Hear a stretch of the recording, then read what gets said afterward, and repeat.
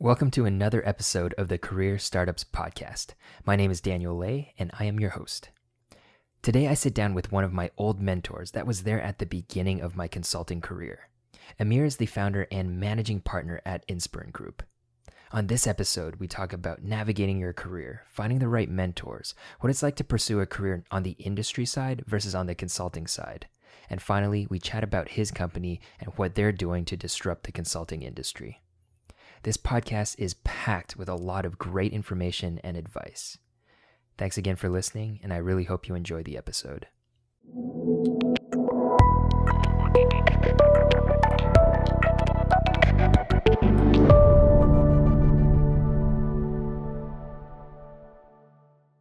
All right, Amir, welcome to the show. Well, thanks for having me. So I was looking forward to this because we have our Canadian roots, and we also spent a lot of time together working in consulting. And I know I've learned a lot from you in the past, and I think I want to dive into some of that wisdom, and hopefully you can share that with the young professionals, the young talent that listen to this podcast. You're being too kind to me. We definitely have a lot of history, a lot of background. Canadian stuff's good. But speaking of our Canadian roots, why don't we start with your career startup? So where'd you go to school? What'd you study? And did you have any goals going into university and coming out? Yeah, no, absolutely. I always enjoy reflecting back on my school days. So growing up in Toronto and went to school at University of Waterloo, I think interestingly enough, back then I was all into computer science. Everything to me was about computers growing up, having played with Ataris and Commodores and getting my own first PC and doing some geeky batch executable files and all that kind of stuff. I think it was gravitating me towards a computer science major, which is what I ended up doing at University of Waterloo. As I'm going through college, I start to also fall in love with sort of my person that I've known forever. And so the whole thing comes together, and I graduate from University of Waterloo there, grab a degree in math and computer science, and end up having to move to Charlottesville, Virginia. Yeah, moving from the hustle and bustle of Toronto and the fast-moving pace of there to now all of a sudden in a very nice town that's very relaxed, very friendly, family-oriented environment, and had to sort of figure out how to start my career really at that point and what it was that I wanted to get done. Wait, so what brought you down there? My wife. You fell in love. I fell in love. Did I forget to mention that? I think you briefly kind of skimmed over it. No, I've been married 16 years now to really the only person I've loved. I've known her, Layla, for since we were 13, and there's a lot of stories there which we won't get into now. Yeah, that was part of my thing as I was starting my career and trying to finish up college. It was how do you quickly finish that? How do I move quickly to Virginia, be with her as she goes through school as well? All right, so you're now in the United States looking for a career. How did you find your first job, especially with a Canadian degree in the U.S.? I know that's not easy. Well, yeah, you know, University of Waterloo is very well known, sort of internationally. Yeah, actually, it's one of the best engineering schools in Canada. Actually, it is, right? and ironically enough, I walked into a lot of places assuming people in the U.S. would know, and when they hear Waterloo, it's not Canada Waterloo, it's like Iowa Waterloo, or it's it's a little town in some state in the U.S. And I think that was the first moment for me where it's kind of like, okay, so now I got to really figure out how to brand myself, and what does I know what value University of Waterloo brings. A lot of folks that are familiar with the school and the program and the internship opportunities that it presented itself know the value that it brings, but now, how do I come into this great little town in Charlottesville, Virginia, and really have to prove myself again and show myself and be able to say, here's who I am, here's what I do, here's the value I can bring to the table. The other challenge that I had was I had to work through getting immigration status and all of that because I couldn't legally work in the U.S. You know, Canadians can come and visit, but you either have to get support or sort of sponsored by an employer or apply for paperwork. So all of that together, I remember sitting down thinking to myself, like, what have I done? This is nuts. Maybe there was a different way of going about it. But I think throughout my career, and probably a theme you'll start to hear me say is life is always challenging and there's always different challenges that hit you. And I think how you think through those challenges and how you try to look for opportunities is how you really navigate a career. And a career is always a zigzag, and there's never a straight path to the top or to where you want to go. For me, it was really true at the onset of my career where I was kind of like, let's see what we can do. So I ended up actually going to one of the professors at University of Virginia in their comp sci program, and I said to him, look, I don't want to get paid. I just want to get an opportunity to help be a TA for you. So I started TAing at the University of Virginia, their comp sci program. No way. Yeah. So I did like For free? Yeah, for free. It was a couple of years. I ended up actually doing it for a couple of years because I enjoyed it. I've always enjoyed talking to people, teaching You're people. a good teacher, yeah. I appreciate it. I try to. I was like, this is good. I get to talk to people. I get to have fun, and I enjoy computer science at the time. Mm-hmm. So I did that. But obviously, having been newly married, I had to figure out a way to make some money as well. Yep. So once the paperwork stuff came through, I actually, and this is where I think consulting was really in my head, even in the early days after college. I went into the elementary school districts there, and I started talking to teachers about, do you need computer support? Can I come fix your computers? And back then, this is the age of the old Mac, iMacs, the big desktop clunkers. And sure enough, they had a tech division that would, hire you on a needs basis and consulting work, basically. So I ended up getting Apple certified, and that's what I did for 3 to 4 years that we lived the show. So started literally doing consulting, not even knowing I was doing consulting, going in, trying to find opportunities. Wow, so you're a little salesman too, going out, pitching yourself and your skills and getting a job just out of nowhere, really. Yeah, I mean, it was that whole hitting the roadblock of, okay, I can't really work in the States yet until my paperwork's through. And they really don't know my credentials from school. Because most people go to school coming out with a name. Yeah. And you've already kind of created sort of a brand from it, can go to the market on your resume, etc. Well, here I was, a Canadian boy with a degree from a university called Waterloo that... and in the US, they don't know the name brand universities in Canada either. That's what I've realized too, because I went to Western, so for business. And, when I come down here, no one knows West. I just say I went to school in Canada, and that just kind of ends the conversation. Were you in an igloo? Yeah. Took my dog sled to school. Yeah, exactly. No, I mean, Western's a great school too. I mean, it's very fascinating on the university side in Canada, and the fact that there's only a few of them. So like when you're in Ontario, it's like 8 or 9. And not everyone gets to go to school, and you really have to work and earn to go to school, which is a different mindset than what it is in the States and opportunities that are presented here. Mm-hmm. But ultimately, that's kind of how I started my career. I started doing these one-off consulting gigs at the school district. The best job I've ever had. Really? Best job. It's so satisfying to go into a school district to help teachers who are just, having... So when I was at Waterloo and I was doing internships, it was the Y2K era.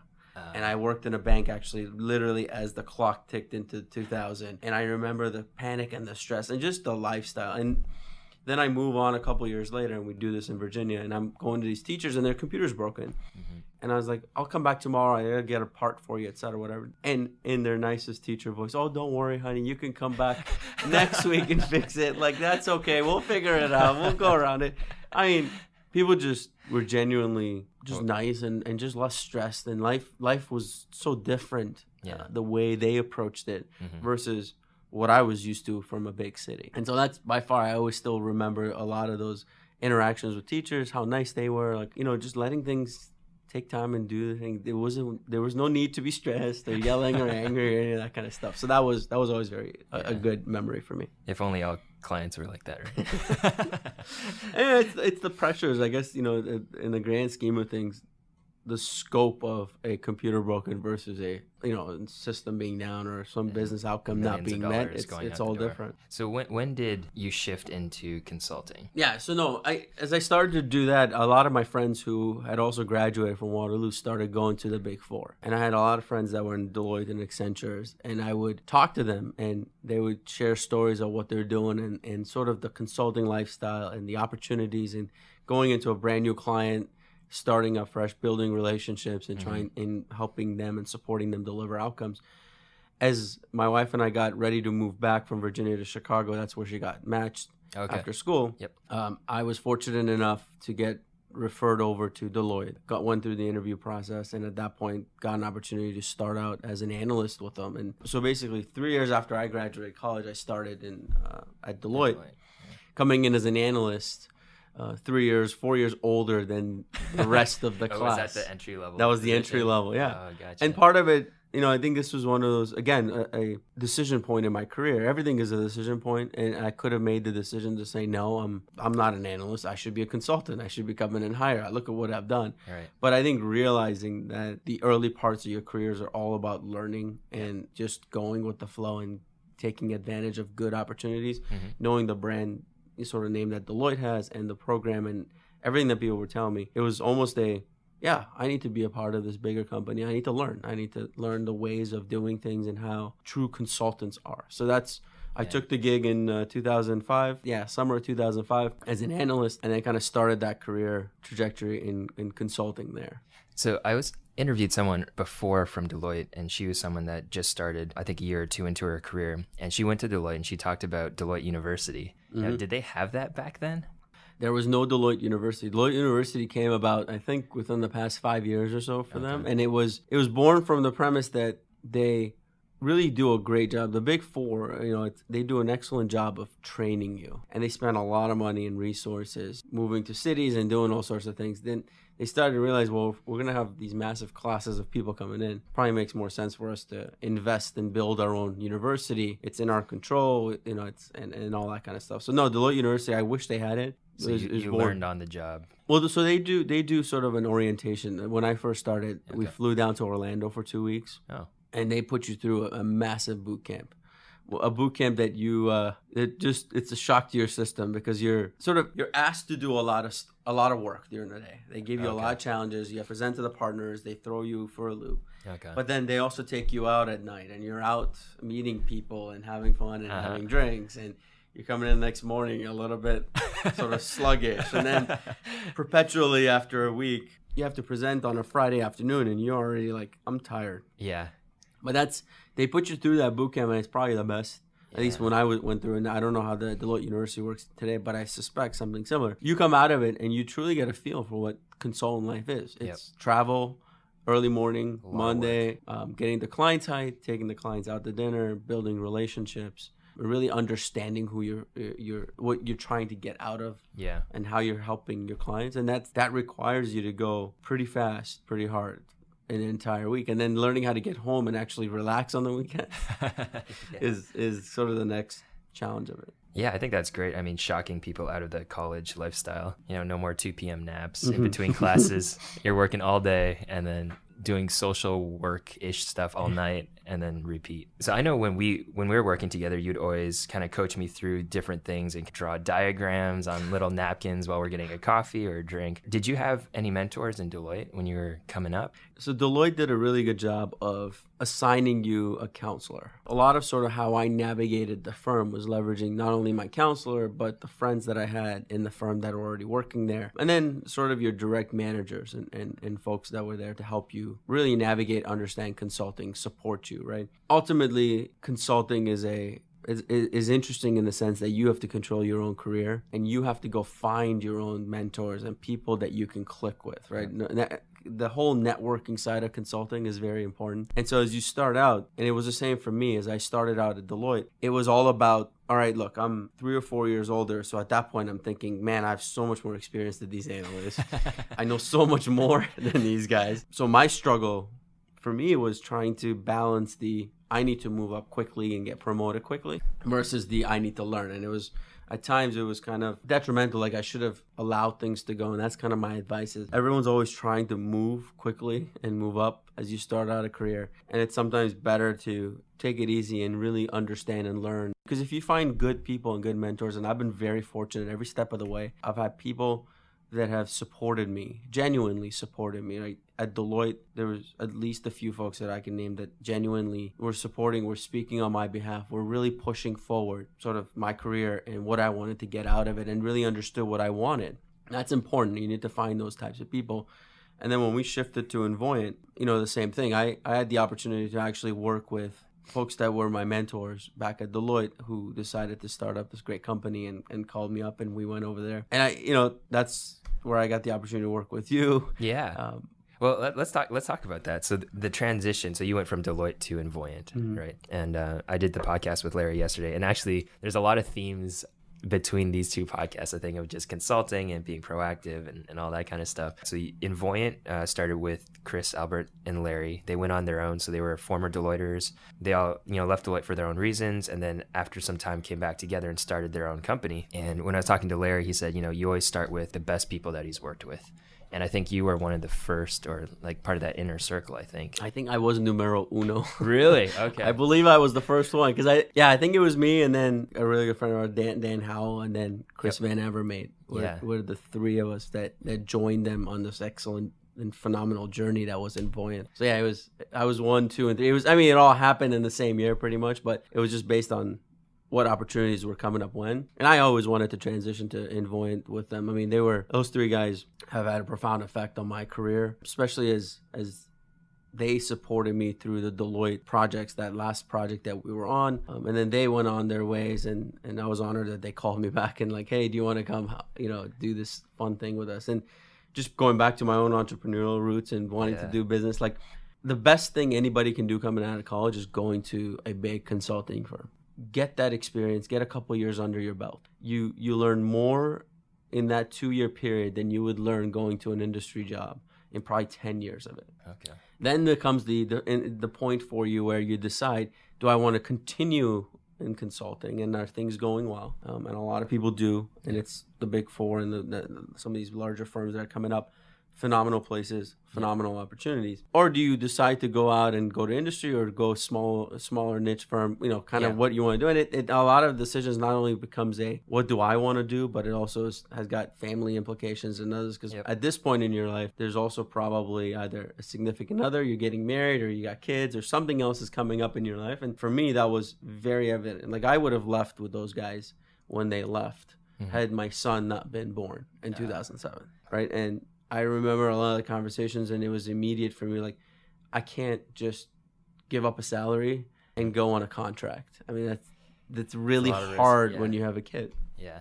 But we always talked about, if we can find something that gives us just a little bit of a runway, then I'm all in. And sure enough, Larry, Chris, and Albert knew what they were doing, and they found that quick little runway for me. And I jumped, and Dan jumped, and Chris jumped, and then Invoyent was born. And it was a very interesting experiment in people and consulting. Because to your point, it was the vision of those founders was a lot on experience, resources that can come and make a significant impact. And it was a different consulting model, and it was a different approach to client service. Yeah, and that's what differentiated them. I think at the beginning is you come in with everyone in the company was part of the A team, right? They were the best at whatever company they came from. Right. And that was just kind of their brand. Just we bring in experienced, like very, very good people. And I think the client notices that right away. But actually, I want to kind of step back because you mentioned this, and Angela and I are actually talking about having kids now. So I'm going through that whole decision process. So when it seems like you've always kind of pivoted in your career in like major points in your life, from getting married and then having kids. Do you have a decision framework that you go through? I wish there was a framework or a playbook that you could put together for a career or life, or how you make these decisions. Unfortunately, there isn't. And it comes down to, you just have to accept the fact that you make a decision with the facts and the timing that's there. And then it won't always be the right one. You won't always go about it doing it the right way. It's stressful. I remember when, obviously, right out of college, getting that job, you're right, it was just a lot of big life decision points. I got married, I found that job. Then my wife was moving to Chicago. So, okay, what's my next career move? And then leaving Deloitte to go to Invoyent was based on my son being born. And I remember how hard of a discussion that was with one of the former partners on the project, because I had a lot of respect for folks and Deloitte and what they'd given me as an opportunity. And they had been very nice, like along the way, getting promoted, getting new opportunities. But I remember the call that I made to my former partner, Dave Beal, and I remember telling him, like, thank you for all this stuff, but at this point in my career, I really need to be closer to home. I need to be with my son and my wife, and I really need to find opportunities that allow me not to travel. And that was really the big thing for me. So Invoyent was more of a local resource model, and that felt good. So, look, is there a decision framework? No, you just got to go with your gut and know where you're at. And unfortunately, in the path of a career, you zigzag. Sometimes you go full force, and you can, and then sometimes you have to make sacrifices and step back. Yeah. And those are those decision points where you do it because of something else, and then you just have to keep making these decisions and keep adjusting. And I mean, it was really hard for me to leave Deloitte. It was even harder to leave Invoyent. And in hindsight, back to your sort of, are there decision criteria, or how do you make decisions? No, I mean, I've had missteps along the way in how I've managed my career and how I've made these shifts. You know, what sequence do you tell people?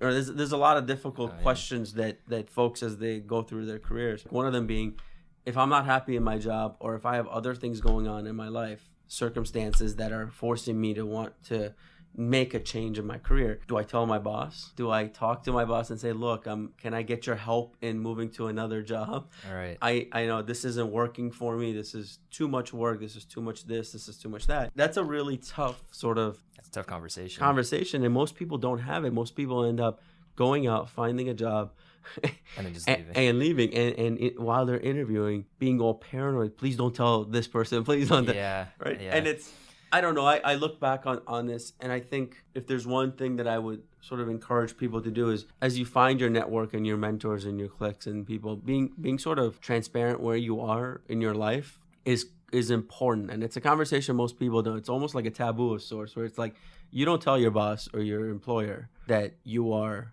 either burnt out or your family life and you just had a kid, or you had a second kid, or you're planning on having a kid, right? Right. These aren't conversations that in society usually you sit down and talk. And I'm here to say I think it's something that you should feel comfortable having a discussion with, because it's you managing your career path. Yeah. Right. And for me, leaving Invoyent, for example, was purely a family play. I had the best job.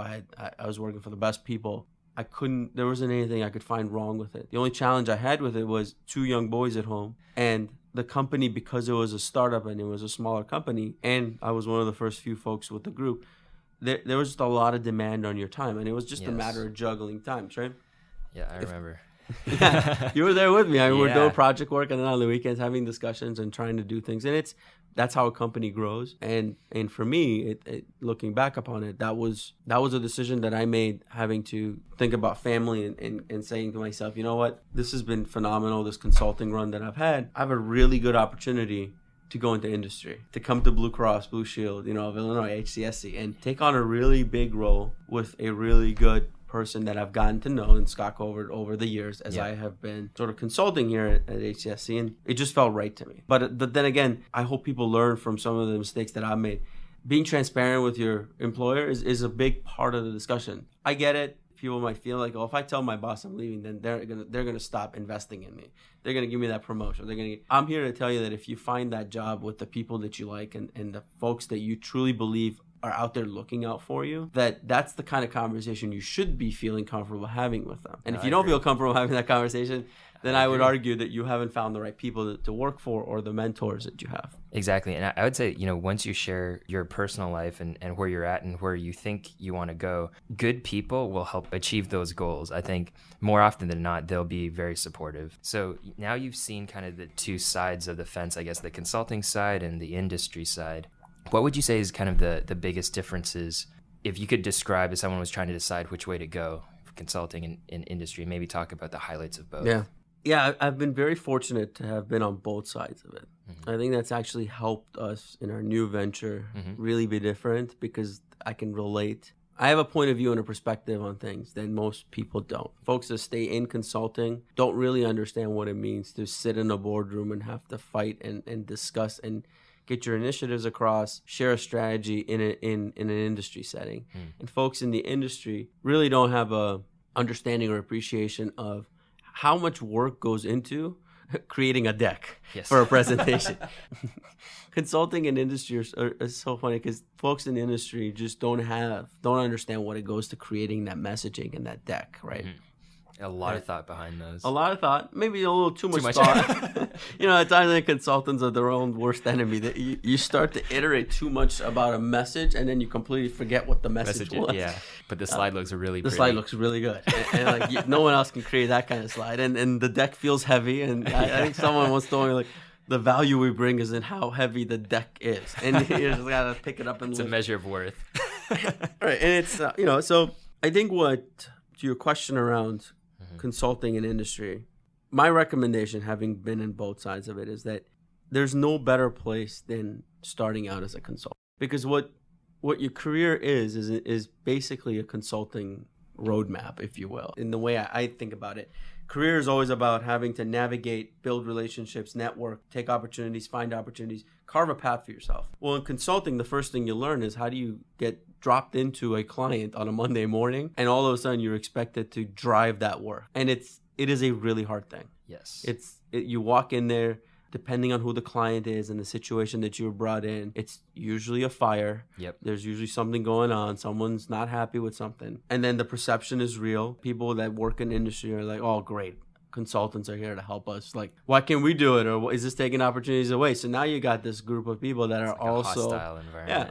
How you get dropped in from plane on a parachute into this office, get a visitor's badge or a temporary badge, don't have access to their system, right. don't speak their lingo, don't understand their acronym, and how you go about that day 1 and day 2 and day 3, and by week 2 you're all of a sudden like, I don't know how I didn't have you, Daniel. I don't know how you weren't here with us this whole way. That skill set is so fundamentally critical to success in anyone's career that the only way you get it is by being thrown into those situations, uncomfortable situations, etc. So I agree. You do that as a consultant. You grow up as a consultant in your career. Industry, what you get from an industry job is stability. You know your job, you know your role. It's not changing in 6 months. And you know exactly what you're trying to get out of it. You build a team that you have for the future. You know, in today's world, no one says, I'm going to retire in my first job. Right. You know, 30, 40 years ago, people only had 1 or 2 jobs. Now it's like every 2 years, people are switching jobs, which is great because it's everyone's thriving and trying to do something different. And, you know, it's a very interesting environment to be as an employer, trying to hire people, knowing that people will get tired of what you're doing and want to move on to something different. But, you know, where industry brings you that stability and that opportunity. So back to sort of your career decisions. When you try to grow a family, when you're trying to make some big life moves and decisions, etc., industry is a good place to be because it's the job is the job. It's a 9 to 5 for the most part. You have enough resources, but you're not worried about that. Oh my God, next Monday I need to prepare and go into a new client. I need to be on the road. I need to do X, Y, and Z. You know, God, I do my dry cleaning before I get on the plane, right? Consultants just think different. You know, when you're consulting, there's a whole sort of set of things to go. So I almost find it that what's going to happen here is you're going to see a lot of people do this consultant industry jump. Oh, interesting. Okay. What they're going to do, similar to kind of how I guess my career has been, is you start out in consulting and you get all the skills. And then you say to yourself, you know what? I'm just tired and burnt out of travel. I don't want to see another plane on a Monday morning. I don't want to fight to be seated quickly. I don't want to put my luggage up top, you know. The platinum rush. Yeah, exactly. Why does everybody have the same status as me? I thought I was, you know, this Uber You're not flyer. special. No, it's like, what the heck's going on? I've been doing this for 10 years. Is there no seniority? And you get, you know, it's just not there. And that lifestyle wears on you a lot. And it wears on your significant other, and it wears on your family and your friendships. And, you know, consultant is a very interesting career because your friends and your family tend to be your coworkers because you spend the most amount of time with them, right? That's true, yeah.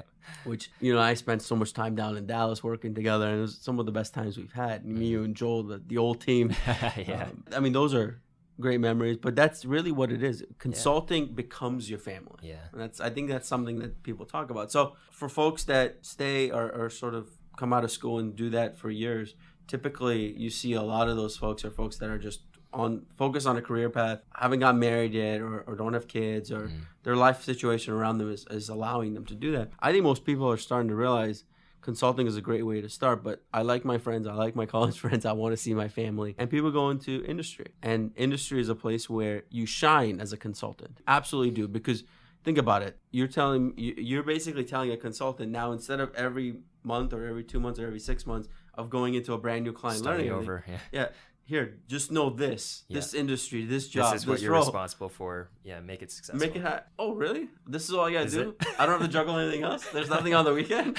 You don't need me to respond to an RFP on the weekend? Or I don't need to create this nice deck and rejigger this thing and align it and do all this? Great, I love it. And consultants do that.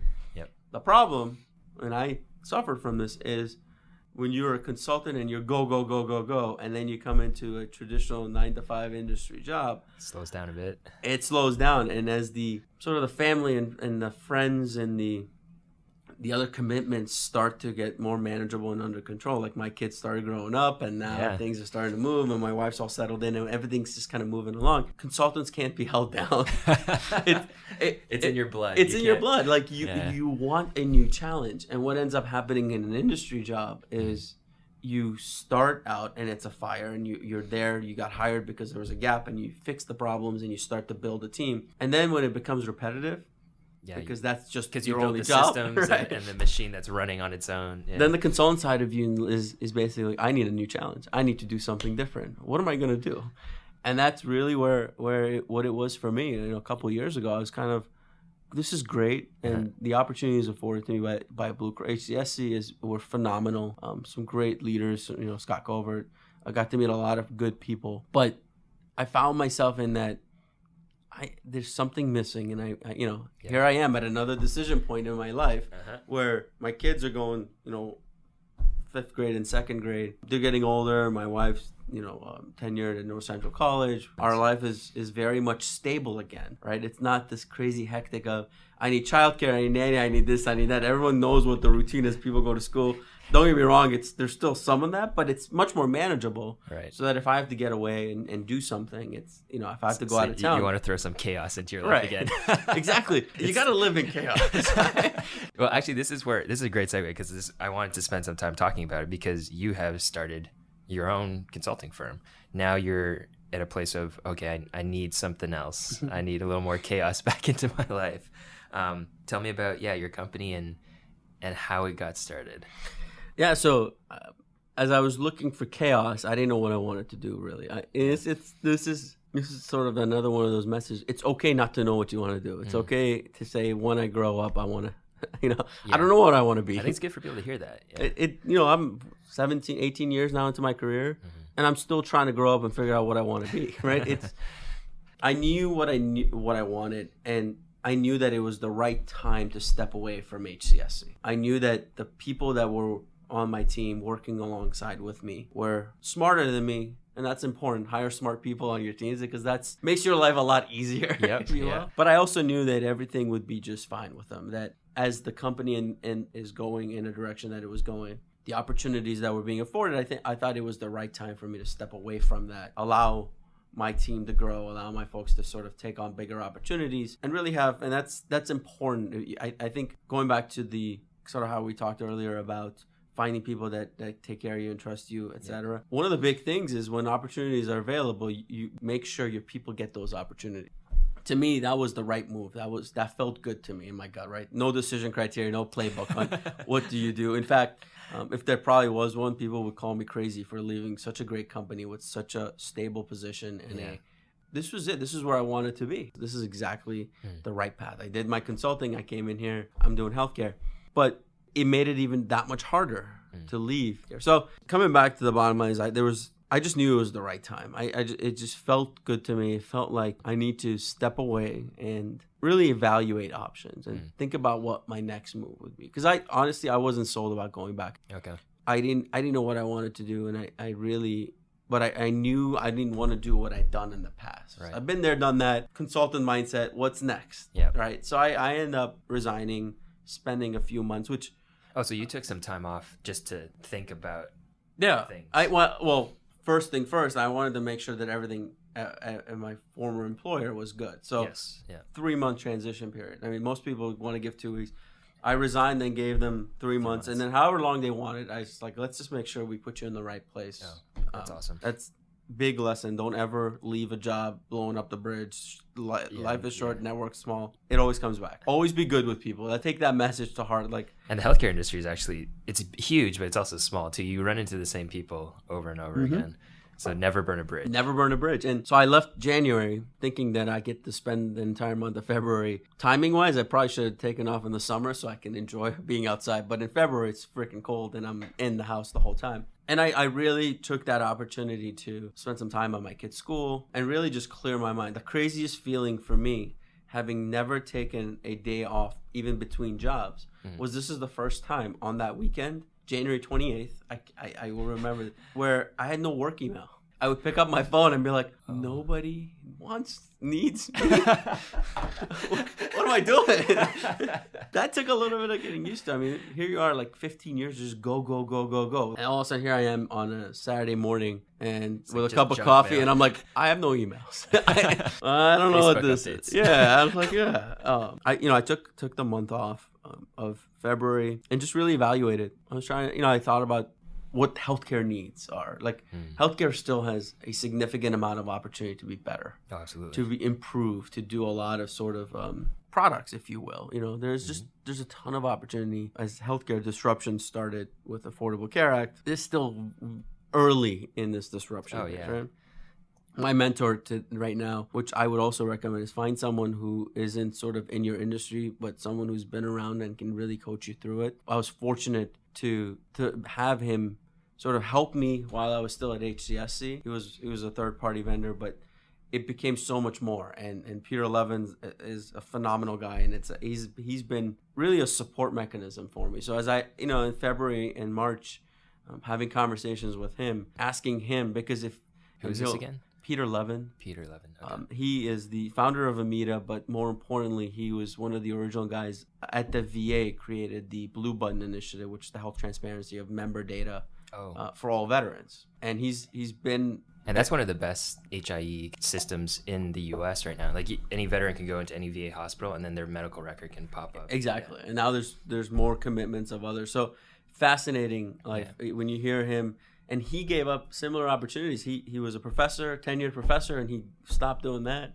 He also has made a lot of different decisions in his career. So cool. Yeah. Let's make a note. I'll introduce him. But I mean, he's been my mentor, and I've been fortunate to have a lot of good mentors along the way. Mm-hmm. You have career mentors, and this is the thing, right? Everybody's like, I just want to have one mentor, and no, there's no such thing as one mentor. One size doesn't fit all, kind of thing. Yeah. I had really good mentors at Deloitte and Invoyent, right? These guys, Larry, Chris, Albert, these guys really coached me through some things and guided me. Mm-hmm.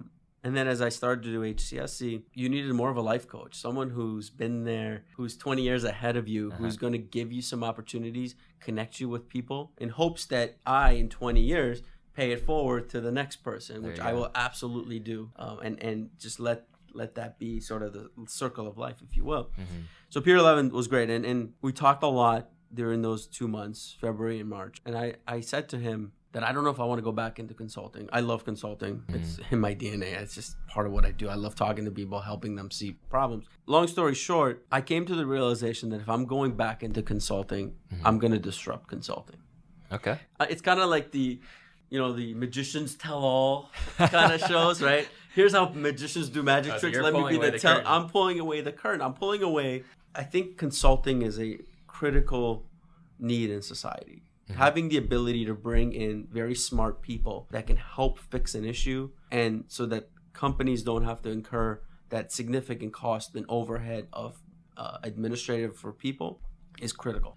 But surviving because of consultants is not the right answer, right? Consulting is ingrained in relationships, and it's become part of the DNA of a lot of companies. And so for me, there was a lot of, if we're going to go do this, we're going to go to market, there's two sides of this coin. Two things that I've learned being a part of consulting, a big firm in Deloitte, helping with a startup in Invoyent. And then there's things I learned being in the industry. Mm-hmm. So how do I put that together? And that's kind of where Inspirant Group was really formed. It was this notion that we can be unconsultants. We're trying to trademark that too. Unconsultants. Okay. Tell me about that. But there's two sides of this. There's the client-facing side of what Inspirant Group is, and then there's truly the. So let me take the people side first. Sure. Okay. It's closest to home. I'm passionate. You know me, I'm always about people. Always about making sure folks are taken care of. Basically, it was this understanding that there are a lot of consultants like us out there that are entrepreneurial, that can, given the opportunity, can sell, can build a practice, can deliver. Why not offer them this sort of, and this is where the group part is in Inspirant is, why not give them this sort of infrastructure and the capability and say, I know what you can deliver, and let me help you deliver it. Let me help you do what you do best. And if we can create this horizontal, flat organization where it's not a pyramid sort of structure with titles and people and all this sort of, you can work hard, but you're still at the end of the day getting X dollars, and there's always ambiguity in how the reviews go, and do I get promoted and do I not get promoted? Yeah, some of those things. Politics of consulting for the people is what creates the churn in consulting. Yep. Someone feels that they've been slated, didn't get promoted. Someone feels like they didn't get the right opportunity. How you get staffed on projects is always a mixed bag of things, right? There's not enough control. So I knew that if I'm going to do this and we're going to start this thing up, that immediately we're going to have to be different in that sense. We're going to have to tell people, come join us, and the world's your oyster. We will provide you as much support. We will share with you our network, but it's an entrepreneurial type spirit in the purest form, in the sense that, look, if you deliver projects, you should have your own P&L and benefit from that. And you manage your project like you would manage if you were in industry, a budget.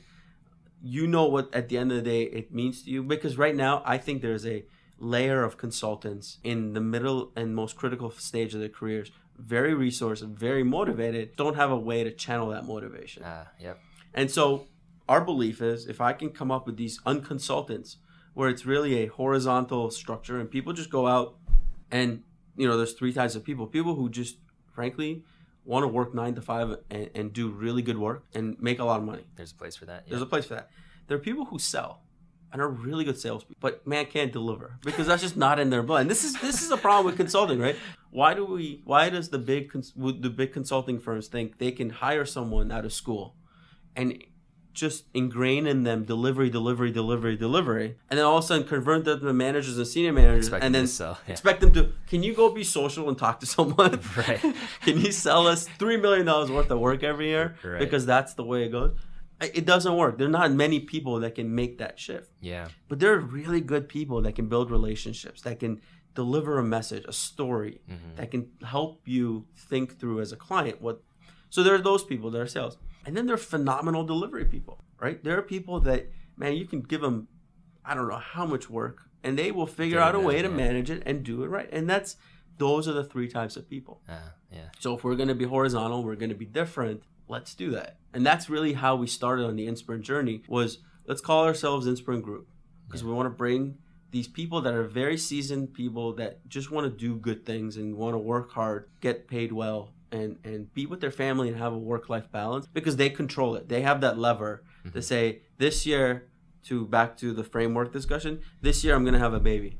Maybe this year I don't want to manage any work. I just want to be a part of this company, sell a couple of work, or just do a 9 to 5, an individual contributor, and that's it. Okay, there's a route for that, but you know what that means to you, and it's a different model. It's totally different, because there's a lot of profit sharing. Everyone's getting P&Ls. Not to go into all the secret sauce, but there's a lot of that different sort of how things go. So and no one else is doing this. Like, you're kind of pioneering this. I don't know. Okay.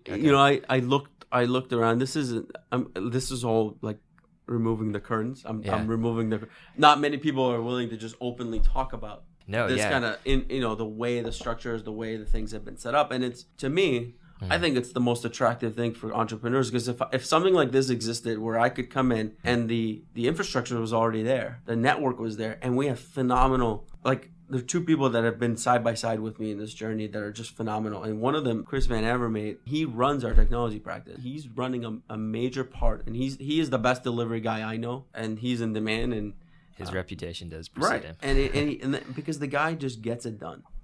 Megan Newhouse, who's our chief people officer, you couldn't find a nicer person to say, can you take care of our people? And she's just phenomenal in doing it. She's building this culture, because think about it. One of the challenges with consulting, and we grew quickly, and I never thought we would be almost 30 people already, 16 months.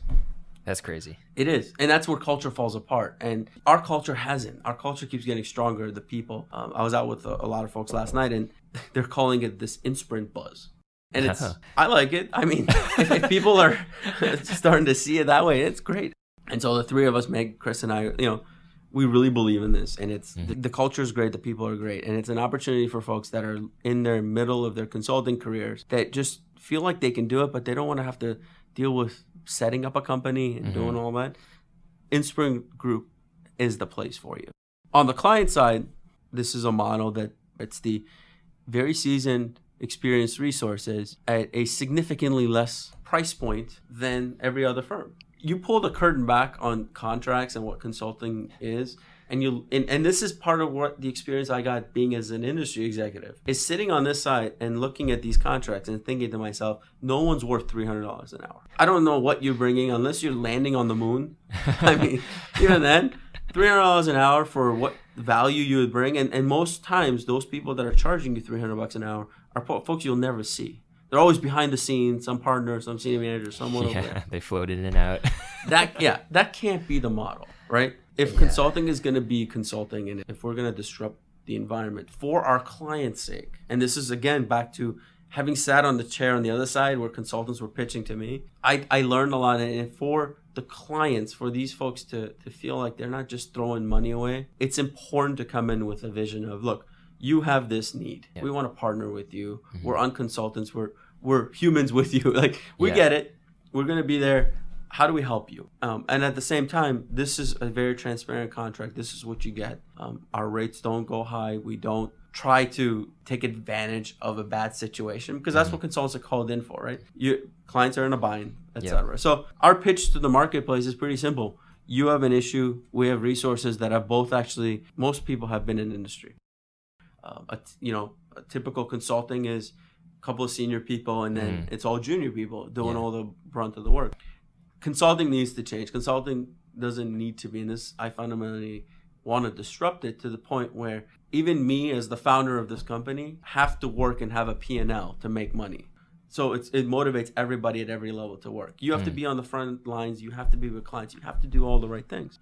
So that's sort of Inspirant Group in a nutshell. It's really giving opportunity to people that I know are out there that love consulting, just don't love the way consulting is. And it's for clients that are tired of the same old millions of dollars spent on consulting teams that at the end of the day don't leave value or are looking for the next big work. I think that's definitely a disruption opportunity. I mean, you don't... For us, it's kind of like, we'll come in, we'll partner with you, we'll be here with you. Yep. And that's the smaller niche consulting models that are out there now. Yep. Do that a lot better from a client service perspective. So I don't know. We'll see. We'll try to disrupt. If we have a follow-up to this meeting in a few years, we'll see how that goes. Actually, yeah. I mean, I think a follow-up maybe with you, Megan, just talk about your culture too. That'd be something I'd be interested in. But yeah, we're past the hour already. So has it been an hour? It's been an hour. Yeah.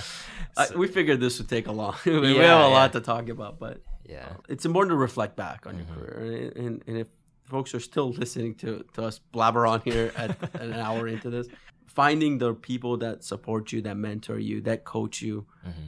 There's no one person that can do all of that. You find different people, different stages of your career. You'll find a life coach. And I hope everyone finds someone as good as Peter Levin like I have.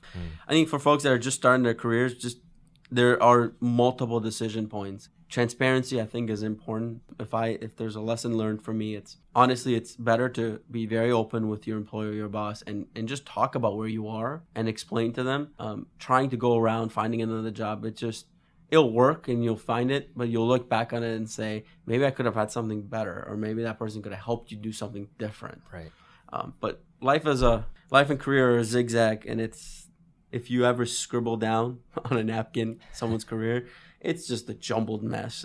You'll see it. It's circular. You take 2 steps back, you get a promotion, and then you have to take a different job, and you move around. But at the end of the day, I think just have fun in the moment. Enjoy where you're at and what you do, because if you do that, the next opportunity will appear, and you'll just keep moving. And it means even more to me today to just be happy and enjoy what you have today. Be thankful for what you got.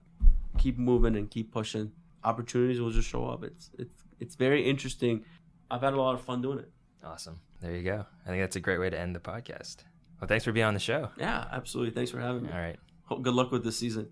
Yeah.